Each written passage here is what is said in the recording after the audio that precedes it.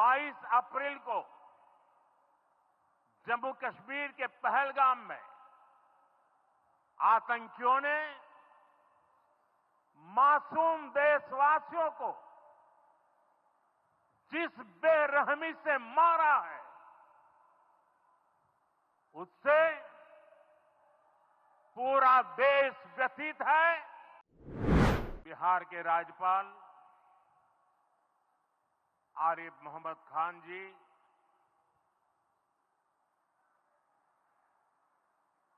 यहां के लोकप्रिय मुख्यमंत्री मेरे मित्र श्रीमान नीतीश कुमार जी, मंच पर उपस्थित अन्य सभी वरिष्ठ महानुभाव और बिहार के मेरे प्यारे भाई और बहनों, आज पंचायती राज दिवस के मौके पर पूरा देश मिथिला से जुड़ा है, बिहार से जुड़ा है। आज यहां देश के, बिहार के विकास से जुड़े हजारों करोड़ रुपए के प्रोजेक्ट का शिलान्यास और लोकार्पण हुआ है। बिजली, रेल, इंफ्रास्ट्रक्चर के इन विभिन्न कार्यों से बिहार में रोजगार के नए मौके बनेंगे। आज राष्ट्र कवि रामधारी सिंह दिनकर जी की पुण्यतिथि भी है। मैं उन्हें विनम्र श्रद्धांजलि अर्पित करता हूं। साथियों, बिहार वो धरती है जहां से पूज्य बापू ने सत्याग्रह के मंत्र का विस्तार किया था। पूज्य बापू का दृढ़ विश्वास था कि जब तक भारत के गांव मजबूत नहीं होंगे, तब तक भारत का तेज विकास नहीं हो पाएगा। देश में पंचायती राज की परिकल्पना के पीछे यही भावना है। बीते दशक में पंचायतों को सशक्त करने के लिए एक के बाद एक कदम उठाए गए। टेक्नोलॉजी के माध्यम से भी पंचायतों को मजबूत किया गया। बीते दशक में 2 लाख से ज्यादा ग्राम पंचायतों को इंटरनेट से जोड़ा गया है। 5.5 लाख से ज्यादा कॉमन सर्विस सेंटर्स गांवों में बने। पंचायतों के डिजिटल होने से एक और फायदा हुआ है। जीवन मृत्यु प्रमाण पत्र, भूमि धारण प्रमाण पत्र, ऐसे कई दस्तावेज आसानी से प्राप्त कर सकते हैं। आजादी के अनेक दशकों बाद जहां देश को संसद की नई इमारत मिली, वहीं देश में 30,000 नए पंचायत भवन भी बनाए गए। पंचायतों को पर्याप्त फंड मिले, ये भी सरकार की प्राथमिकता रही है। बीते 10 साल में 2 लाख करोड़ रुपए से ज्यादा का फंड पंचायतों को मिला है। ये सारा पैसा गांव के विकास में लगा है। साथियों, ग्राम पंचायतों की एक और बड़ी समस्या भूमि विवाद से जुड़ी रही है। कौन सी जमीन आबादी की है, कौन सी खेती की है, पंचायत की जमीन कौन सी है, सरकारी जमीन कौन सी है, और इन सारे विषयों पर अक्सर विवाद रहता था। इसके समाधान के लिए जमीनों का डिजिटलीकरण किया जा रहा है। जमीनों के रिकॉर्ड का डिजिटलीकरण से अनावश्यक विवादों को सुलझाने में मदद मिली है। साथियों, हमने देखा है कि पंचायतों ने कैसे सामाजिक भागीदारी को सशक्त किया है।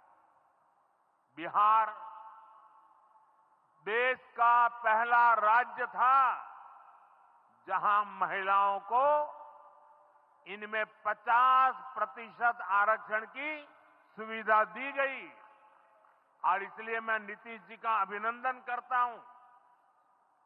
आज बहुत बड़ी संख्या में गरीब, दलित, महादलित, पिछड़े, अति पिछड़े समाज की बहन बेटियां बिहार में जनप्रतिनिधि बनकर सेवाएं दे रही है, और यही सच्चा सामाजिक न्याय है। यही सच्ची सामाजिक भागीदारी है। लोकतंत्र ज्यादा से ज्यादा भागीदारी से ही समृद्ध होता है, सशक्त होता है। इसी सोच के साथ लोकसभा और विधानसभा में महिलाओं के लिए 33% आरक्षण का कानून भी बनाया गया है। इसका लाभ देश के हर राज्य की महिलाओं को होगा। हमारी बहन बेटियों को ज्यादा प्रतिनिधित्व मिलेगा। साथियों, देश में महिलाओं की आय बढ़ाने के लिए रोजगार, स्वरोजगार के नए अवसर बनाने के लिए सरकार मिशन मोड में काम कर रही है।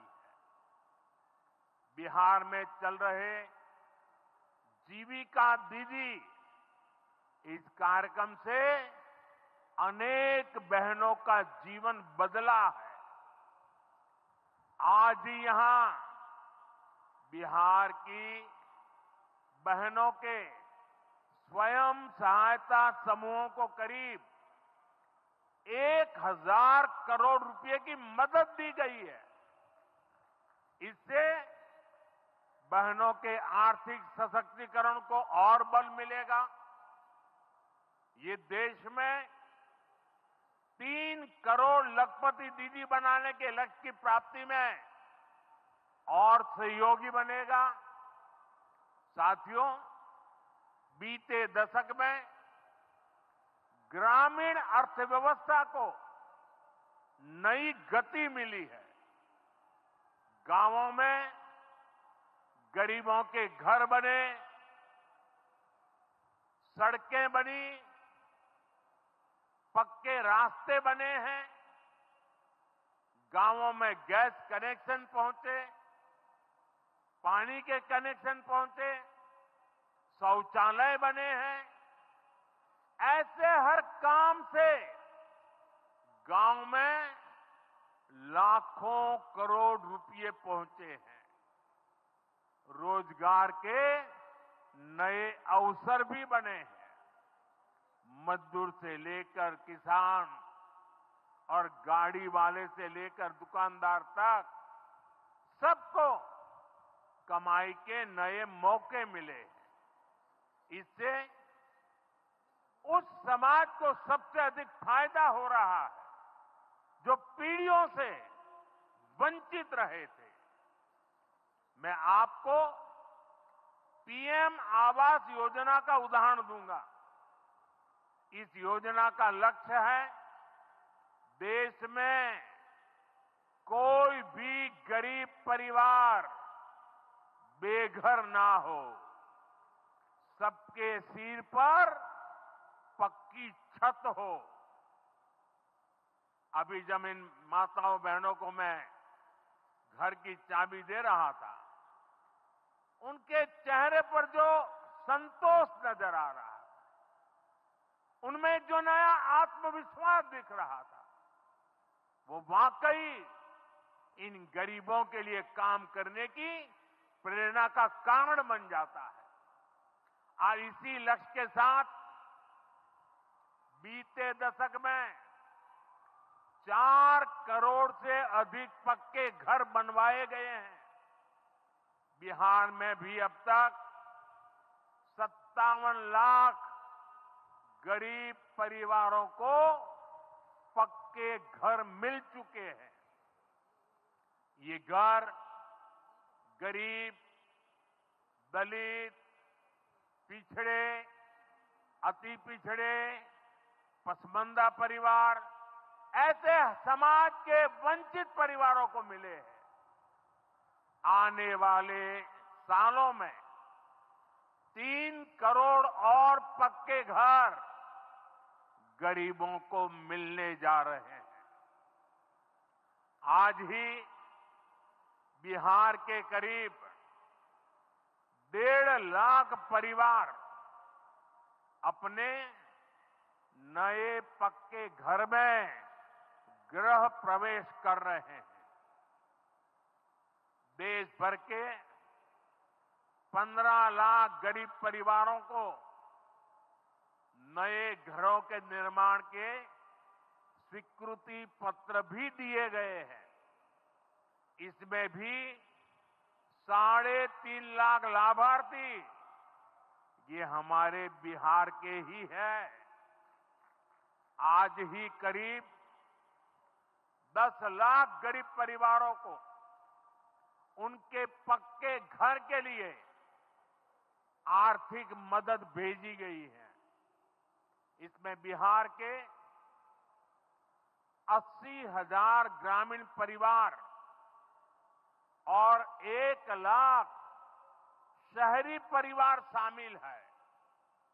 साथियों, बीता दशक भारत के इंफ्रास्ट्रक्चर का दशक रहा है। ये आधुनिक इंफ्रास्ट्रक्चर विकसित भारत की बुनियाद को मजबूत कर रहा है। देश के 12 करोड़ से अधिक ग्रामीण परिवारों के घरों में पहली बार नल से जल पहुंचा है। 2.5 करोड़ से अधिक घरों में बिजली का कनेक्शन पहुंचा है। जिन्होंने कभी सोचा नहीं था कि गैस के चूल्हे पर खाना बनाएंगे, उनको गैस सिलेंडर मिले हैं।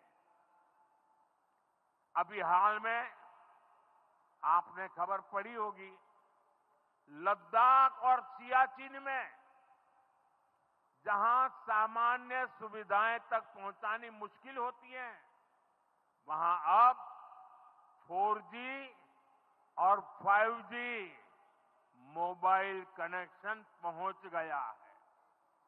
ये दिखाता है कि आज देश की प्राथमिकता क्या है। हमारे सामने आरोग्य जैसे क्षेत्र का भी उदाहरण है। कभी एम्स की तरह अस्पताल दिल्ली जैसे बड़े शहरों में ही होते थे, आज यहां दरभंगा में ही एम्स बन रहा है। बीते 10 सालों में देश में मेडिकल कॉलेज की संख्या करीब करीब 2 गुनी हो चुकी है। यहां झंझारपुर में भी नया मेडिकल कॉलेज बन रहा है। साथियों, गांवों में भी अच्छे अस्पताल बने, इसके लिए देश भर में 1.5 लाख से ज्यादा आयुष्मान आरोग्य मंदिर बनाए गए हैं। बिहार में ऐसे 10,000 से अधिक आयुष्मान आरोग्य मंदिर बने हैं। इसी तरह जन औषधि केंद्र गरीब और मिडिल क्लास के लिए बहुत बड़ी राहत बन चुके हैं। यहां 80% डिस्काउंट पर सस्ती दवाएं मिलती हैं। बिहार में 800 से ज्यादा जन औषधि केंद्र बनवाए गए हैं। इससे बिहार के लोगों का 2,000 करोड़ रुपया दवाई पर होने वाला खर्च बचा है। आयुष्मान भारत योजना के तहत भी बिहार में लाखों परिवारों का मुफ्त इलाज हो चुका है। इससे इन परिवारों को हजारों करोड़ रुपयों की बचत हुई है। साथियों, आज भारत रेल, रोड, एयरपोर्ट जैसे इंफ्रास्ट्रक्चर से भी बहुत तेज गति से जुड़ रहा है। पटना में मेट्रो का काम चल रहा है। देश के 2 दर्जन से अधिक शहर मेट्रो सुविधा से जुड़े हैं। आज पटना से जयनगर के बीच नमो भारत रैपिड रेल की शुरुआत भी हुई है। इससे पटना से जयनगर के बीच का सफर बहुत कम समय में पूरा हो जाएगा। समस्तीपुर, दरभंगा, मधुबनी और बेगूसराय के लाखों लोगों को नमो भारत रैपिड रेल से मदद मिलेगी। साथियों, आज यहां अनेक नई रेलवे लाइनों का उद्घाटन और लोकार्पण हुआ है। सहरा से मुंबई तक आधुनिक अमृत भारत ट्रेन शुरू होने से हमारे श्रमिक परिवारों को बहुत सुविधा होगी। हमारी सरकार मधुबनी और झंझारपुर से ऐसे बिहार के दर्जनों रेलवे स्टेशनों को भी आधुनिक बना रही है। दरभंगा एयरपोर्ट से मिथिला की बिहार की एयर कनेक्टिविटी बेहतर हुई है। पटना एयरपोर्ट का भी विस्तार किया जा रहा है। विकास के इन कार्यों से बिहार में रोजगार के नए अवसर बन रहे हैं। साथियों, हमारे किसान ग्रामीण अर्थव्यवस्था की रीढ़ है। ये रीढ़ जितनी मजबूत होगी, गांव उतने ही मजबूत होंगे, देश उतना ही सशक्त होगा। हम सब जानते हैं, मिथिला का कोशी का एक क्षेत्र बाढ़ से बहुत परेशान रहा है। सरकार बिहार में बाढ़ के प्रकोप को कम करने के लिए 11,000 करोड़ रुपए खर्च करने वाली है।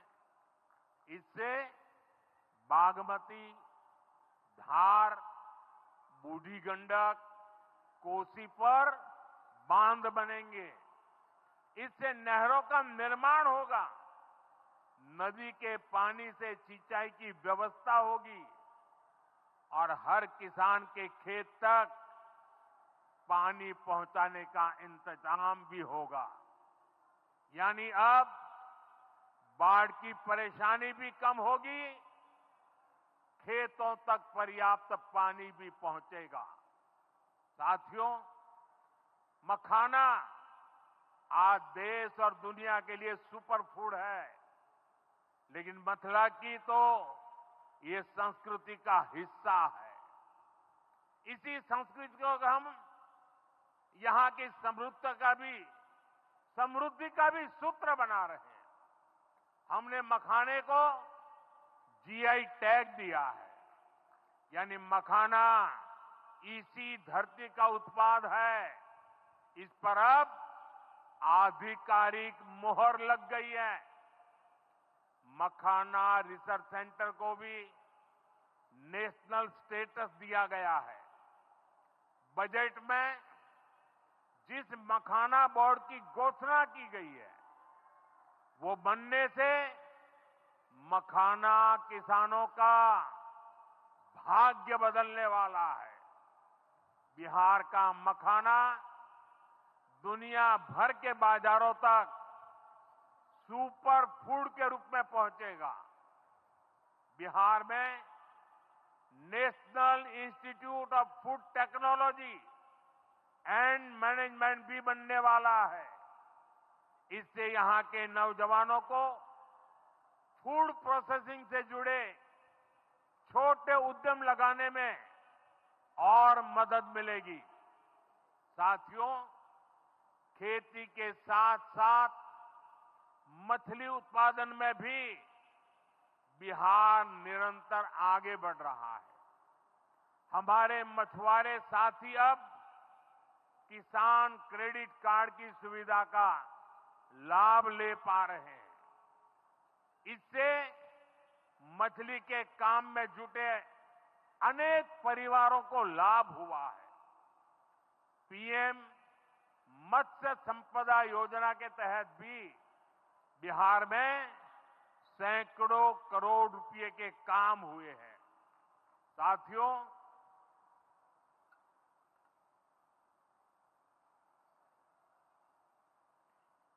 साथियों 22 अप्रैल को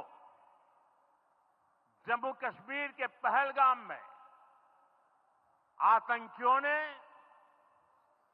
मासूम देशवासियों को जिस बेरहमी से मारा है, उससे पूरा देश व्यथित है। कोटि कोटि देशवासी दुखी हैं। सभी पीड़ित परिवारों के इस दुख में पूरा देश उनके साथ खड़ा है। जिन परिवारजनों का अभी इलाज चल रहा है, वे जल्द स्वस्थ हो, इसके लिए भी सरकार हर प्रयास कर रही है। साथियों, इस आतंकी हमले में किसी ने अपना बेटा खोया, किसी ने अपना भाई खोया, किसी ने अपना जीवन साथी खोया है। उनमें से कोई बांग्ला बोलता था, कोई कन्नड़ा बोलता था, कोई मराठी था, कोई ओडिया था, कोई गुजराती था, कोई यहां बिहार का लाल था। आज उन सभी की मृत्यु पर करगिल से कन्याकुमारी तक हमारा दुख एक जैसा है, हमारा आक्रोश एक जैसा है। ये हमला सिर्फ निहत्थे पर्यटकों पर नहीं हुआ है। देश के दुश्मनों ने भारत की आत्मा पर हमला करने का दुस्साहस किया है। मैं बहुत स्पष्ट शब्दों में कहना चाहता हूं, जिन्होंने ये हमला किया है, उन आतंकियों को और इस हमले की साजिश रचने वालों को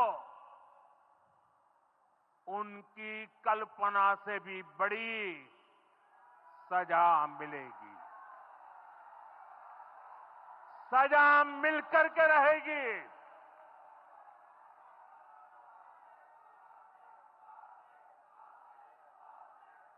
अब आतंकियों की बची खुची जमीन को भी मिट्टी में मिलाने का समय आ गया है।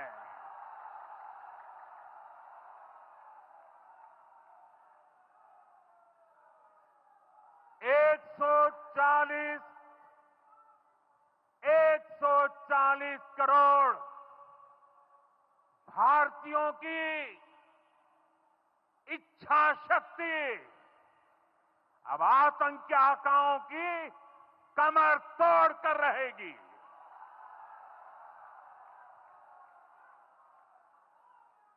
Friends, today from the soil of Bihar, I say to the whole world, India will identify, track and punish every terrorist and their backers. We will pursue them to the ends of the earth. India's spirit will never be broken by terrorism. Terrorism will not go unpunished. Every effort will be made to ensure that justice is done. The entire nation is firm in this resolve. Everyone who believes in humanity is with us. I thank the people of various countries and their leaders who have stood with us in these times. साथियों, शांति और सुरक्षा ये तेज विकास की सबसे जरूरी शर्त है। विकसित भारत के लिए विकसित बिहार जरूरी है।